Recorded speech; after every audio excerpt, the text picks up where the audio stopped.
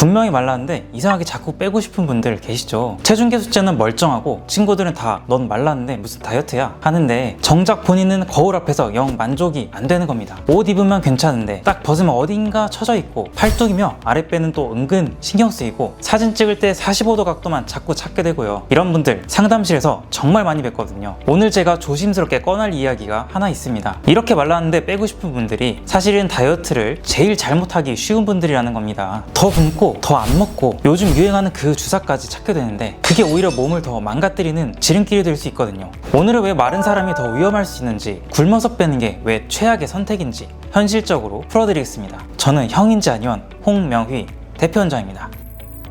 먼저 결론부터 말씀드릴게요. 말랐는데 빼고 싶은 그 느낌 절대 기분 탓이 아닙니다. 마른 비만이라는 게 실제로 있거든요. 체중도 정상이고 키 대비 체지방 지수도 정상인데 막상 몸 안을 들여다보면 근육은 부족하고 체지방 비율만 높은 상태를 말합니다. 보통 남성은 체지방률 25%, 여성은 30%를 넘어가면 마른 비만 쪽으로 봅니다. 쉽게 비유하면 이렇습니다. 겉은 멀쩡해 보이는 택배 상자인데 막상 열어보면 단단한 알맹이는 별로 없고 푹신한 손만 가득 차 있는 거죠. 그게 마른 비만의 가장 무서운 부분입니다. 말라 보이니까 스스로 건강하다고 착각하게 만들거든요. 난 원래 살 안 찌는 체질이야 하는 분들이 있는데요. 그런 분들 중에 의외로 마른 비만이 꽤 많습니다. 그럼 대체 왜 이렇게 되는 걸까요? 원인은 생각보다 단순합니다. 대부분 운동은 거의 안 하면서 끼니는 대충 굶거나 빵이나 면으로 때우는 식습관이 오래 쌓인 결과입니다. 안 그래도 부족한 근육은 점점 더 줄고 그 빈자리를 지방이 슬그머니 채우는 거죠. 그러니까 마른 비만은 어느 날 갑자기 뚝 생긴 게 아니라 잘못된 다이어트랑 생활 방식이 차곡차곡 만들어낸 결과인 셈이죠.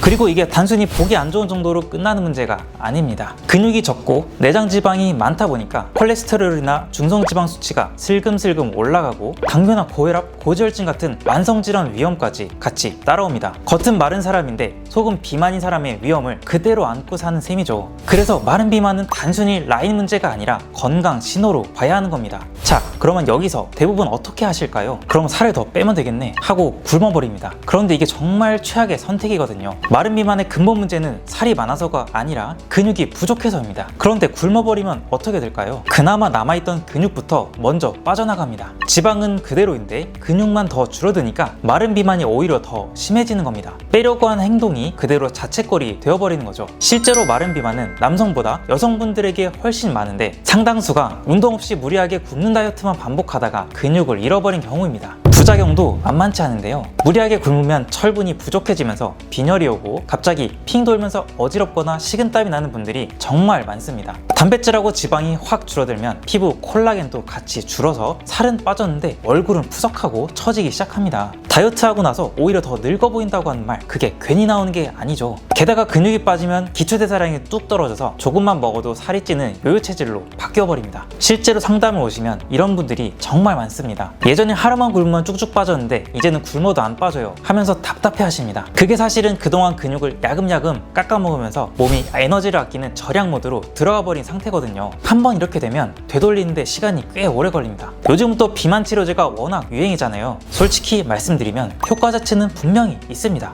뇌 식욕 중추에 작용해서 식욕을 확 눌러주고 포만감을 빨리 느끼게 하니까 단기간에 빠지긴 빠집니다. 그런데 문제는 그 다음입니다. 메스꺼움이나 구토, 어지럼증 같은 부작용으로 힘들어하시는 분들을 제가 진료하면서 정말 많이 봤습니다. 그리고 약을 끊는 순간 식욕이 다시 돌아오기 때문에 요요가 오기 쉽습니다. 단기간에 쉽게 빼는 건 가능한데 그걸 오래 유지하는 건 또 완전히 다른 얘기인 거죠. 게다가 마른 비만인 분들한테는 더 조심스럽습니다. 가뜩이나 근육이 부족한데 식욕까지 눌러서 잘 안 먹게 되면 단백질이 모자라서 근육이 더 빠질 수 있거든요. 정작 빼야 할 지방은 그대로 두고 지켜야 할 근육만 잃는 셈이 될 수도 있는 겁니다. 그래서 약을 끊고 다시 원래대로, 아니 오히려 더 안 좋아져서 오시는 분들도 꽤 계시거든요. 그럴 때마다 저는 약이 나빴다기보다는 약 하나에만 전부 맡긴 게 문제였다고 말씀드립니다. 결국 내 몸을 이해하는 과정이 빠져버리면 아무리 좋은 약도 반쪽짜리가 되는 거죠. 그래서 저희가 늘 강조하는 게 느려도 건강하게 빼자입니다. 마른 비만은 무작정 빼는 게 아니라 오히려 방향을 정반대로 잡아야 하거든요. 그럼 저희가 어떻게 접근하냐면 일단 무조건 빼기 전에 검사부터 합니다. 인바디로 체지방하고 근육량 그리고 부종 정도까지 보고 자율신경이나 스트레스 검사, 혈액 검사까지 해서 도대체 왜 이렇게 됐는지 원인을 다방면으로 찾아보거든요. 원인이 다 다른데 해법이 같을 수 없잖아요. 그래서 검사 결과를 보고 체질하고 체형에 맞춰서 맞춤으로 가는 거죠. 집에서도 충분히 하실 게 있습니다. 있습니다. 핵심은 무조건 적게가 아니라 근육을 지키면서 빼는 겁니다. 단백질 충분히 챙겨 드시고 철분 들어간 음식, 그러니까 달걀이나 시금치, 견과류 같은 것들을 자주 드시고요. 단백질은 한 끼에 몰아서 드시기보다는 두세 끼에 나눠서 꾸준하게 챙기시는 게 흡수에도 훨씬 좋습니다. 굶기보다는 가벼운 근력 운동을 같이 해주는 게 마른 비만한테는 훨씬 낫거든요. 그리고 의외로 잠도 굉장히 중요한데요. 잠을 제대로 못 자면 식욕 호르몬이 흐트러져서 자꾸 단기에 당기고 폭식으로 이어지거든요. 그래도 안 빠지는 살이 남으면 그때 한의원 치료로 도와드리는 방법을 씁니다. 지방분해 약침이라고 해서 지방세포 자체를 분해하도록 돕는 시술이 있고, 침에 약한 젖을 흘려서 순환을 도와주는 전기침도 같이 활용하거든요. 필요하면 하이프 같은 시술도 보조적으로 더하고요. 여기에 몸 상태가 허약한 분들은 체질에 맞는 한약으로 기력을 같이 보강해드리기도 합니다. 다만 이런 시술 하나로 다 해결된다고는 절대 말씀드리지 않습니다. 검사 결과를 보고 그 사람한테 맞게 적절히 조합해야 비로소 의미가 생기는 거니까요. 그리고 통증은 사람마다 다르지만 최소화하는 방향으로 진행하니까 겁먹지 않으셔도 됩니다.